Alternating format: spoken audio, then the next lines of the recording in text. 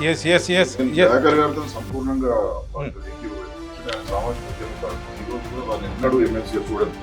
ఇక్కడ వారికి మాకు అర్హత వాళ్ళు మేము అంటున్నది ఏంటంటే వాళ్ళు ఒక లక్ష్యంతో ఇక్కడ రెసిడెన్షియల్ పాఠశాలలు ఎస్సీ ఎస్టీ తీసుకున్న ఈ రాష్ట్రంలో సుమారు 1000 పైగా ఉంది.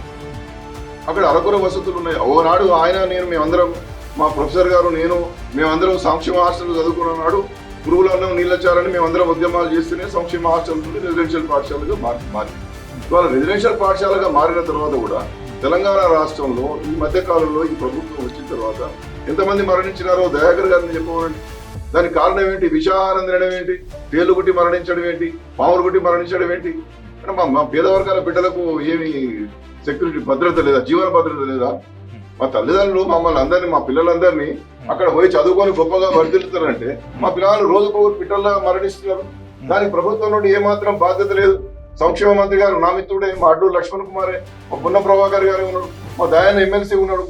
మరి వాళ్ళు ఇవాళ బాధ్యత తీసుకోవాలి. మన వర్గాలను మనమే కాపాడుకోకపోతే లక్ష్యం నీరు గారిపోతున్నాయి కదా. అది గమనించమని మనం చేస్తా ఉన్నాం.